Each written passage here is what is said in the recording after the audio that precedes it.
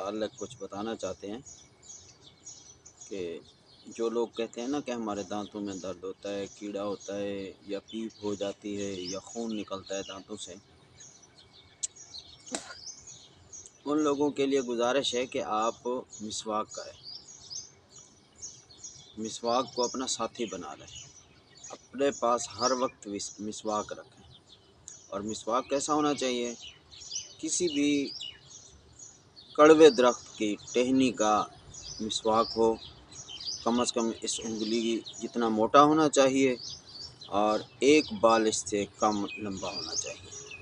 جو ہمارے پاس مسواک ہے یہ سکھ چین کا ہے، سکھ چین کا مسواک بھی بہت اچھا بنتا ہے۔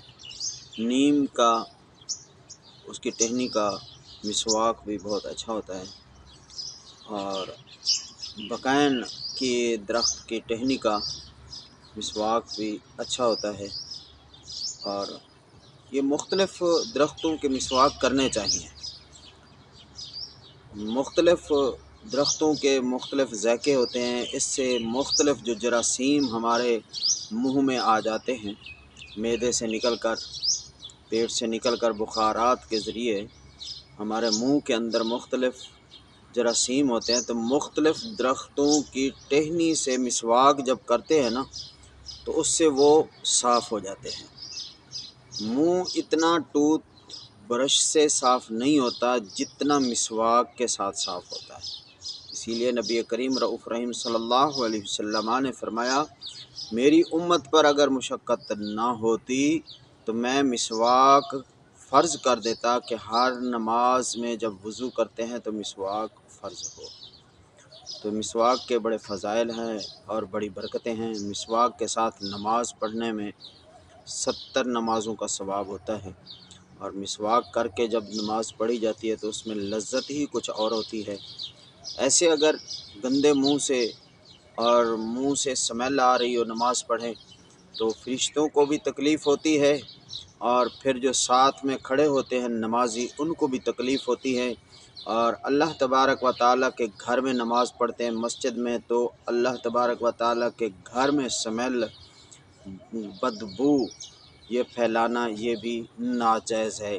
خوشبودار مسجدوں کو رکھنے کا حکم آیا ہے، لہٰذا مسواک کیا کریں، دانتوں کو 5 مرتبہ کریں، 2 مرتبہ، 3 مرتبہ، کم از کم روزانہ مسواک ضرور کریں، اور کوشش کریں کہ درخت کی سبز ٹہنی سے مسواک کریں، مسواک بنائیں۔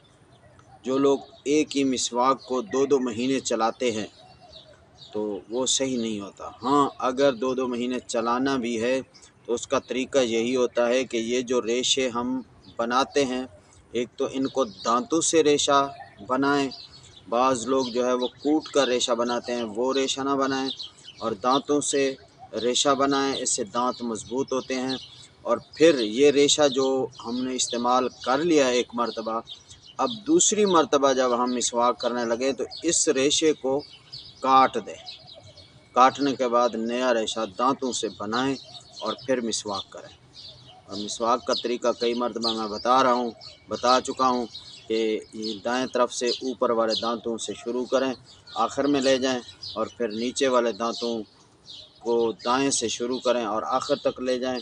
یہ ہر بار دھوتے بھی رہا کریں، اور پھر اندر سے کریں، پھر اوپر والے اندر سے، پھر نیچے والے اندر سے، پھر ہر طرف سے یہ مسواک کریں۔ مسواک کرنے سے گلا صاف ہوتا ہے، آواز صاف ہوتی ہے، دماغ تازہ ہوتا ہے، بھولی ہوئی چیزیں جو ہے وہ یاد آتی ہیں، نسیان کا مرض دور ہوتا ہے، وسوسے اس کا جو ہے وہ علاج ہے مسواک کرنا۔